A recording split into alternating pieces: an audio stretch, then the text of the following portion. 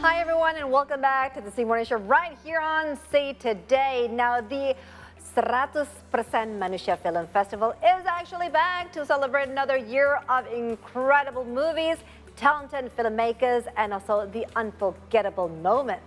Yeah, so whether you're a seasoned movie buff like Rahma here, or just love a good story, today's talk show is packed with insights and what to expect from this year's festival. That is actually, tomorrow's going to be the last day. Yes. So joining us this morning are Festival Director Kurnia Dujayanto and Festival Ambassador Giovanni Tambunan. Good morning, guys. Thank you for coming here. Good morning, gentlemen. Okay, so are you going to just jump in? Unfortunately, tomorrow is the last day. I know, right? Well, man, we should invite you earlier. So, can you share the vision and mission, and also probably share with us how has the response been for this 100% Manusia? I think this is a time where we all need to be human, right? Yes, exactly. Well, actually, the vision and mission for our festival is to spark discussions for humanity and human rights issues and to bring more communities and public in engagement. Our films are showcasing about humanity and human rights, but not only films, we also have an events. There's an art exhibitions and there's a poet, and there's also a cinema that we do held for the blind audience.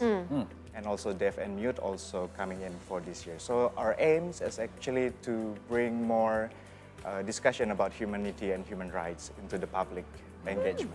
I like the idea so far, right?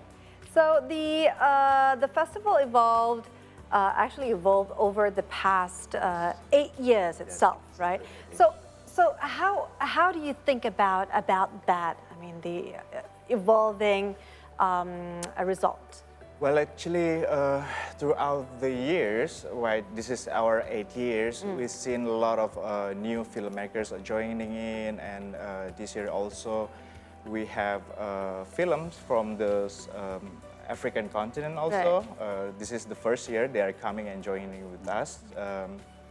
And we do have a lot of new programs and films, specifically for the young filmmakers. Yeah. And then screening about for the marginal communities. Also, especially for the, like blind audience, right? Deaf and mute, people with disabilities also joining in with our festival for this year. I like the idea already. It's like you're reaching out to everyone, literally everyone. Like it's called 100%. 100%. I like it. We're all human in this world. There's humans from different walks of life, different ethnicities, different races. The film industry mostly is dominated from Western countries. How do you curate your films so that it represents everyone? Yeah. You mentioned Africa earlier, but even in the media right now, we see a lot of perspective coming from Western media, but non-Western media mostly are not represented. So how is it that you curate, and especially you were saying earlier that the films are being screened at cultural centers, but they're mostly cultural centers of Western nations, which usually have them set up. Usually the non-Western countries don't have these cultural centers, right? Yeah. All right, so please explain. Well, our film curation is quite unique actually in our festival, since we do it collectively. We do have a team of programmers who's doing the film curations. And our film program director, Ms. Minena Putri, is the one who's curating and putting all together the pieces into the big festival for the films itself. Right. As for this year also, we do open a submission films for young filmmakers in Indonesia. Over 160 all over Indonesia is coming in. There are about 30 films that we are screening from young new filmmakers. Right. And of course, we do select the films based on our festival theme. Right, this year theme is actually togetherness. So we pick the theme first, and then we select the films specifically connecting with the themes. Right, okay. So there's, for this year, 2024, if I'm not mistaken, correct me if I'm wrong, there's 24 countries Yeah. that is actually taking place, right? So from one country itself has how many films? Well, most of the film for this year is we're more engaging into the Indonesian films. There are 88 films screened at our festival. 88? 88 films. Okay, wow. So you have to like screenplay one by one, right? That's a full-time job, right? Okay. I know, right? Yeah, that's quite.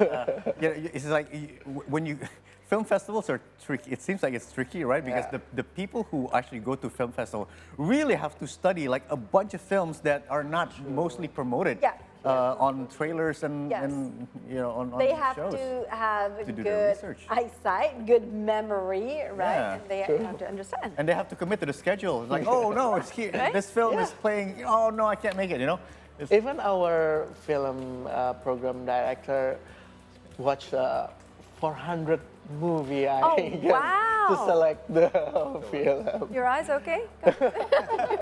I mean, right? That's a lot of popcorn. I hope so. That's a lot of popcorn. Okay. So can you highlight some of the most films or filmmakers featured this very year in 2024? Well, the most highlight films is actually the opening and closing of one. Since they are, for the closing one, it's going to be one-time screen only in Indonesia from the Switzerland. As for the opening is from Spain. Right. It's called Chinas. But we also screen the opening films throughout the public, not only in Jakarta, but in Bandung and Yogyakarta as well. Okay. That's our feature film for this year. But within the program this year, we're highlighting more about Indonesian filmmakers.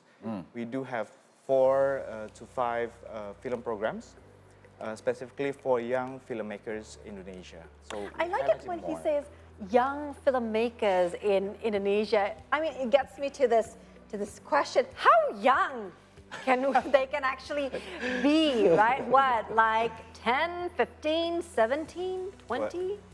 Well, by young means they are new filmmakers who are showcasing their films within the film festival or showcasing the film first to the public. Right. Mostly it's from the university in Okay. Indonesia. Yeah. So in other words, newbies. Yes.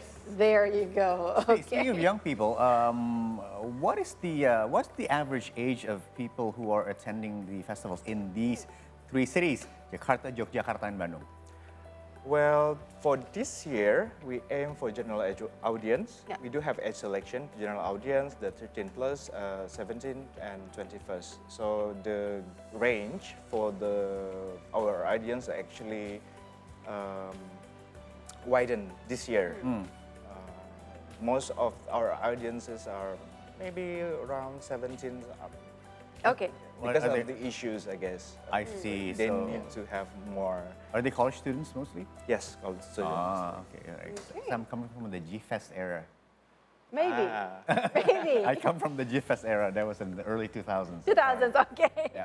Okay, now, way back now. Yeah. Okay, so we want to know about the key factors. Is there any like key factors in selecting this year's lineup, maybe? Well, based on the theme, actually. Just Yes, by based the on theme. yes. Okay, so who thought about this theme to be actually introduced in 2024? Who's the brain behind this theme? Well, actually, there are 4 co-founders, including me, Yeah. and Ms. Mendana Putri, Ren Cuaca, and one is Yudit Wahyuni, which is this is the main core of the committee who has been thinking about the theme program each year. So each year we do have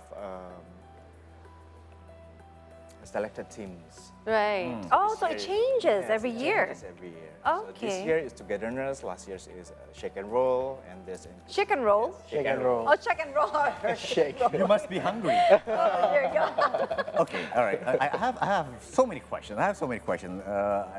Okay, I mentioned earlier, I came from the G-Fest era, yeah? That was early 2000, Jakarta Yeah. International Film Festival, right? I still remember the sponsors back then. Anyway, so back then, there was a limited I mean, aside from the DVDs and the VCDs, yeah, there's a limited supply of content to Indonesia. But now there's so many streaming services.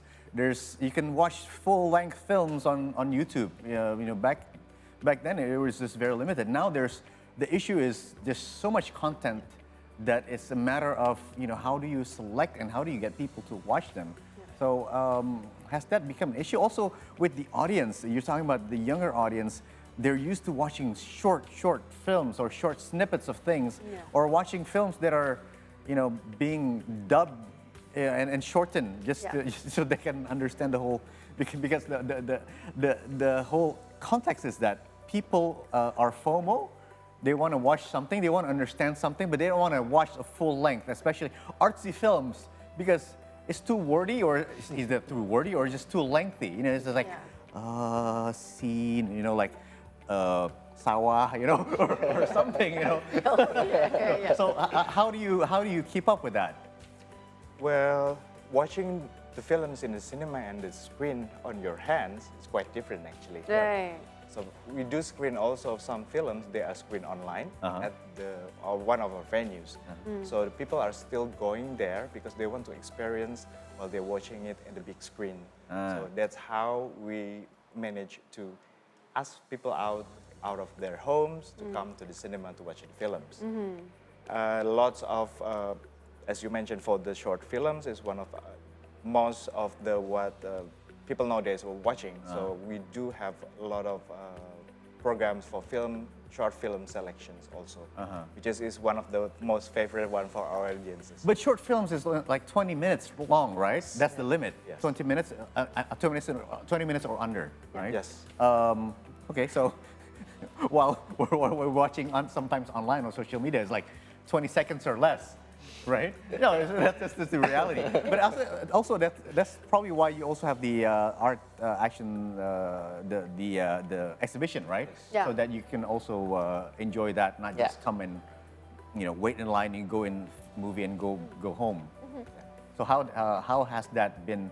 How has that helped the festival? Well, actually, exhibition is one part of the programs, which is the one I think is one of the most powerful programs that we had, to showcasing about humanity and human rights also. But through another media other than films, which is films is a more ongoing, but at the art exhibition is more static. So people could watch, stay, and talk about the art with the artists also. Giovanni is actually one of our art exhibition curator for Stigma 4.0. This is the third time we collaborate with him, and along with other artists. Alam Taslim is also at the KPK and the Instituto Italiano di Cultura. Okay. Now for the art exhibition itself, so for the films, you guys have like a limitation of age, which is 13, right? So how about the art exhibition? Is there any limitation of age? I think for the artists, we don't have any age Limitation. Yeah, limitations. Yeah. Okay. But for the audience also, because we want to share the exhibitions for someone like everyone, but knows the story behind the art, I guess. Yeah. So with the this year themes, togetherness, and also our themes is equality, diversity, and humanity. So maybe we cannot share the story behind the art for someone who doesn't know the meaning of the theme itself. Yeah. Yes, I do. I understand where you're going with that. So was it like an easy peasy preparation for the exhibition itself, or was it like so exhausting because of what time limitation, maybe high expectation, maybe? Share with us, Given. Yeah, maybe it's kind of like stressful because the curator is not just only me. Yeah. It's also my partner, Skinar Orami. So we're basically the collective exhibitions from Bali because I'm based in Bali. Okay. So 100% Manusia Film Festival asked us to collaborate with them, and yeah, You said yes instantly? I guess it's such a big deal for us because we're from Bali, and when Kak Guru and Kak Menina asked us to join them, of course, it's kind of stressful because it is our first time collaborate with the film festival. But yeah, we're so excited. I know, I can see it. Yeah. I can see it, and I'm sure it went well. I mean, Yeah. so again, tomorrow would be The closing. the closing Yeah. the last day. All right, so we're at the end of our segment right now. We're gonna be back after this, but please share with us, what would you like to share to attendees and festival goers this year, and maybe you can promote the festival next year to us. Yeah. Because we didn't find out until later, right? Yeah, we need to be there. So next year it's gonna be held again Yes, of course. around the same time of the year. Yes, around the same time. Okay. Okay. Yeah, we ask for, if you're not here today or this year on the festival, do come to our next year festivals, do engage more. You can volunteering also. You can be a whisperer for the blind audiences. It's quite an experience for you guys. Yes.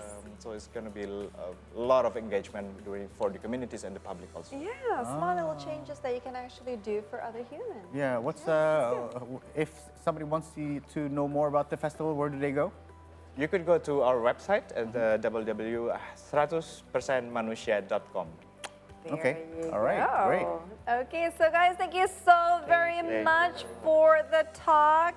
Very inspiring, and of course, we wish you nothing but the best for next year's event. Okay, thanks guys. Okay, so we'll continue our talk with Kurnia and also Giovanni after the break, so don't go anywhere.